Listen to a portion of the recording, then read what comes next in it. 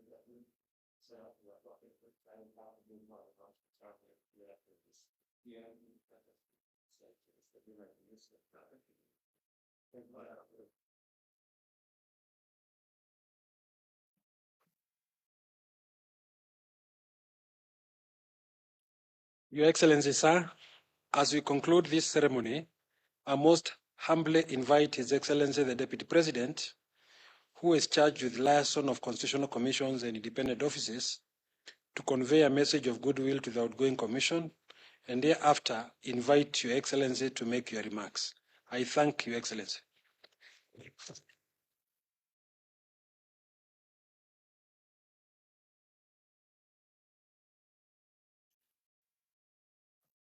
Your Excellency, the President, the Cabinet Secretary for Interior, National Administration, Chair and Commissioners, the leadership of the National Police Service, service commanders, distinguished guests. Mine is to congratulate the chairperson and the commissioners for a successful end of tour of duty. Pongezi.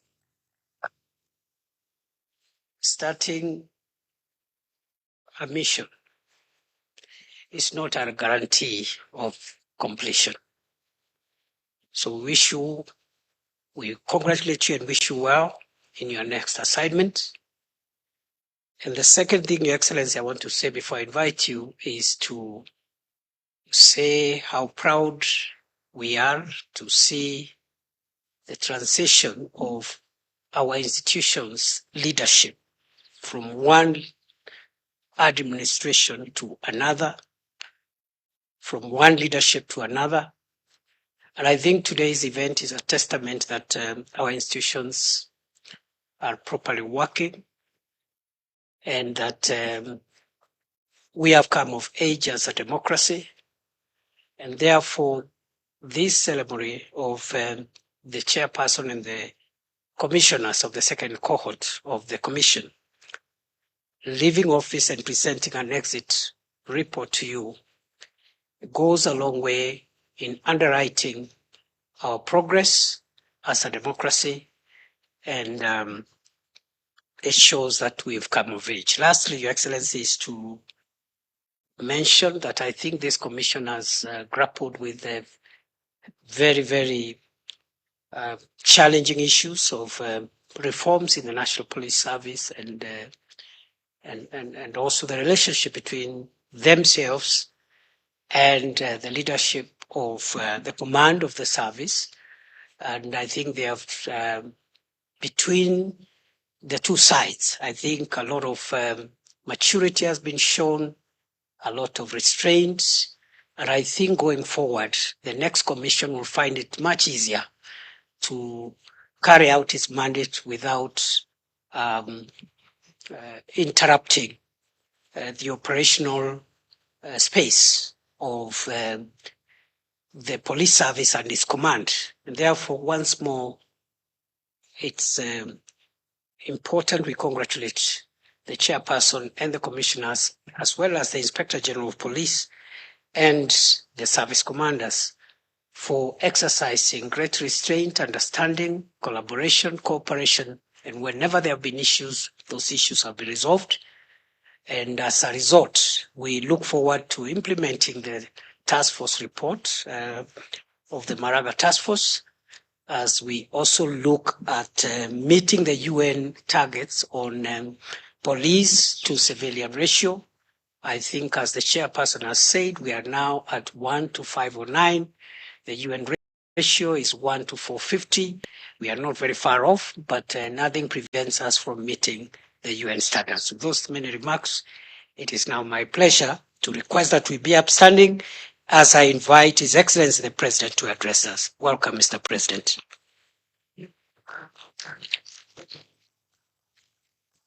Thank you very much. Let's take our seats. Asante sana.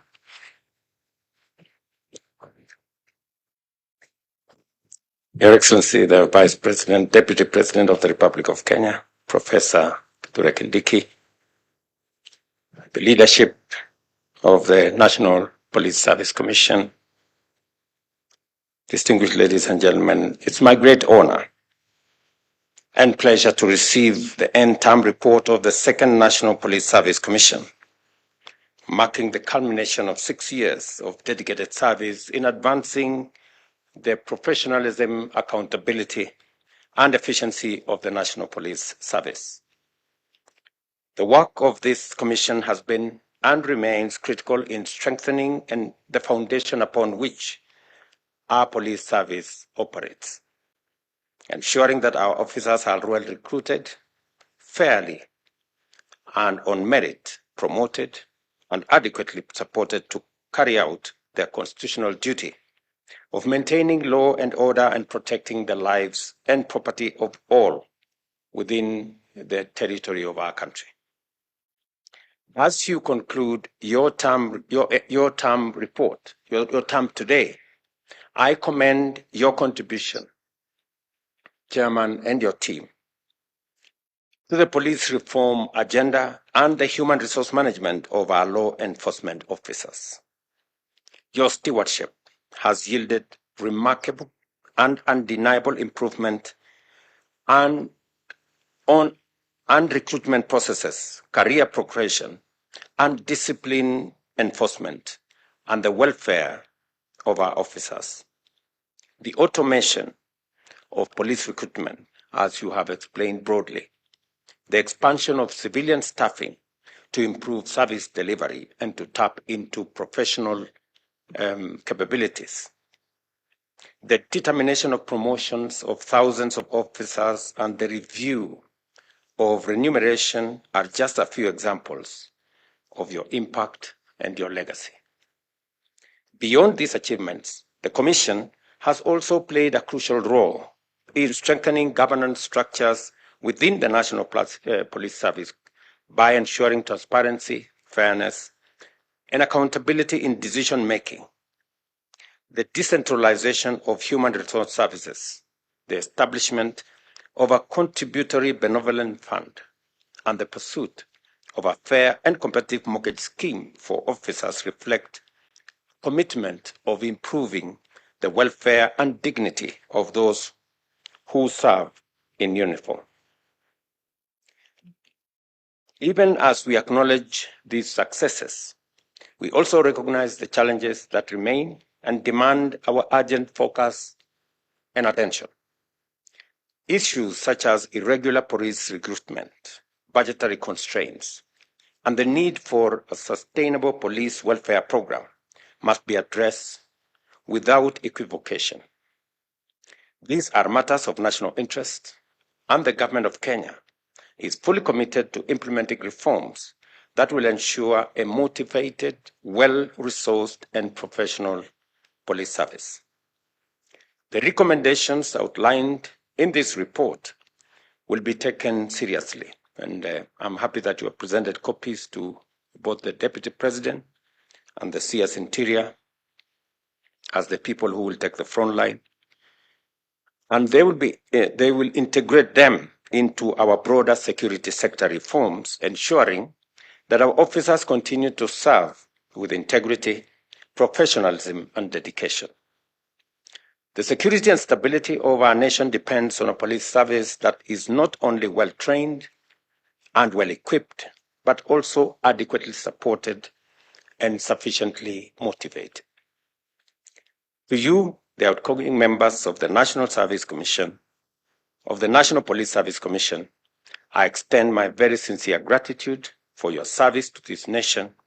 I agree with the chairman that you are very smart, and the chairman is equally smart, and and I understand why that is the case. Your work is a legacy that will shape the future of policing in Kenya for years to come. As we move forward, let us reaffirm our collective commitment to a national police service that upholds the highest standard of accountability, professionalism, and fairness. Let us build upon gains made and continue striving for a police service that truly serves the people of Kenya with honor and dedication. Allow me to just say a few things that are of significance and importance. The chairman here has taken a reflection on the events that took place in Bomas. Indeed, there was an attempt at some point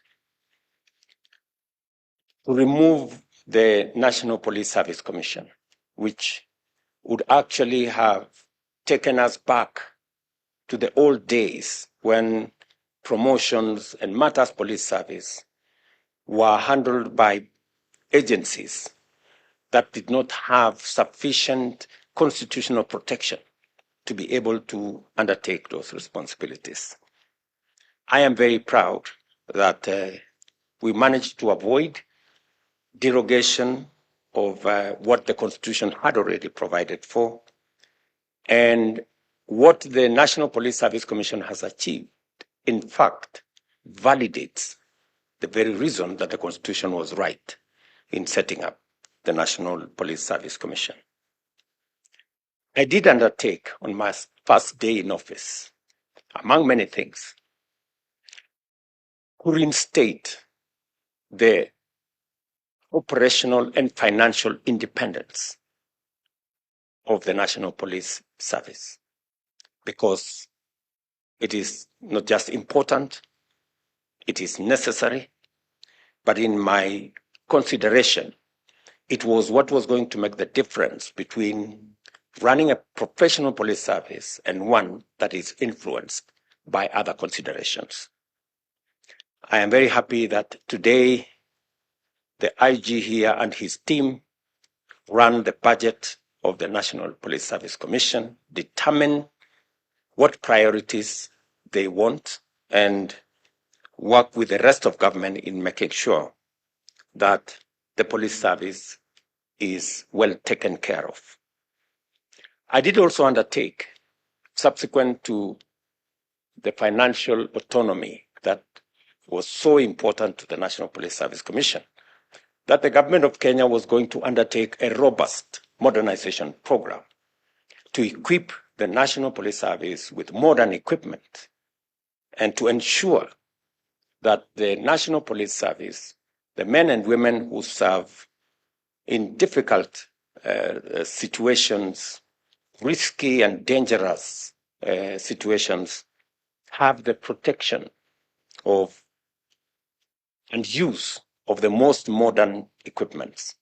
I'm very happy that the progress, there is tremendous demonstrable progress in the modernization program. And my commitment is that we are going to accelerate that modernization program so that we can make sure that every police officer that puts their life on the line has the protection, has the necessary equipment, and has the backing of the government of Kenya. I also want to say that in that whole program of modernization, we will also be looking at police transport to make sure that we can accelerate response time for police action in different parts whenever citizens are in distress and whenever their property is at risk. The fourth issue I want to say is we undertook to look at the terms and conditions of service of our policemen and women. I'm very happy that the chairman here said that phase 1 and phase 2 have already been rolled out. And I'm very confident that the incoming commission will work with the Ministry of Interior and the National Police Service to make sure that the remaining phases of salary increase for our policemen and women will be implemented in accordance with the timelines that we have already rolled out and that were recommended by the report of the task force that I set up. I'm also looking forward to the implementation of the police uniform program, which I have discussed with the IG here. And I'm confident that going into the future, we will make the necessary budgetary provision so that all our men and women in uniform, especially our police, are kitted properly. Let me also say that even as we designed our universal health coverage program, we are making sure that our police men and women and the security sector in general become beneficiaries in two ways. Number one is to improve access. In the past, the medical cover that was available was limited to only certain facilities. Under the current expanded universal health coverage in the Taifa Care program, there will be expanded access. In fact, access to medical care will no longer be limited to certain identified hospitals. In fact, officers and servicemen and women will be able to access medical services and attention from all hospitals, public, private, faith-based, different from the past. So access will improve, number one. Number two, we're also going to enhance the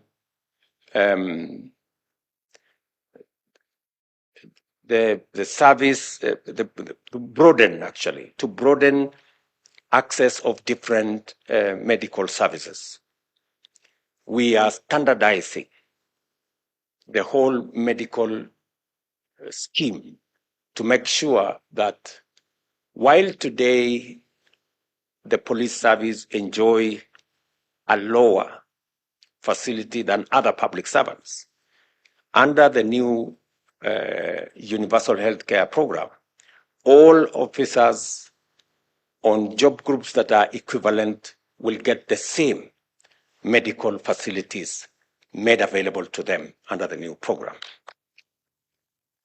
And finally, as part of our housing program, we have rolled out a program on ensuring that we have institutional houses that will be funded by our housing levy resources. We have many police stations that have now been built. We are rolling out the buildings for housing for our officers across the country, and not just the police, but also the military, the prisons, and others. And under the housing program, we will be able to afford decent housing facilities for all our security men and women. So as we do it for the rest of the country, we are not leaving behind our security men and women. I am very confident that going into the future, we will have a much more professional, a much more dedicated and a well-resourced police service as we make their terms and conditions of service better. It is, of course, the expectation of the people of Kenya that as we extend resources in salary, in improving housing, in improving medical care, that the people of Kenya will equally be entitled to professional service that is fair, that is world-class, and I am looking forward to the leadership of the IG and your team to make sure that the people of Kenya get what they expect of our policemen and women. To Kinuthia and your team, congratulations on the service you have extended to the people of Kenya. On behalf of our policemen and women, on behalf of the people and government of Kenya, I want to say asanteni sana for a job very well done. We look forward to working with you in your next calling, in your next assignments. I know you have said that you don't mind getting new assignments. I have too many young people to look after before you. But I know there is also always a balance between the energy, the knowledge, the expertise of young people, and also the experience of the younger members of our society. So as we keep balancing those attributes, I'm sure we will find a place that your experience, your knowledge, your understanding will be useful for the nation. And we will surely tap into your experience going into the future. So thank you very much. God bless you. Asanteni sana. Mungu wabariki as you take up your other assignments. And thank you very much for serving the people of Kenya. We all must know that all of us have a responsibility and have a privilege to serve the people of Kenya in the offices that we occupy. And there is a time to start and a time like this to move on to the next assignment. So, asante sana. Thank you. A round of applause for His Excellency, please. With your permission, Your Excellency, we'll close the official part of this ceremony with the anthem. So I'll invite the quintet from Statehouse Choir to lead us with one verse of the national anthem as our conclusion prayer. The anthem.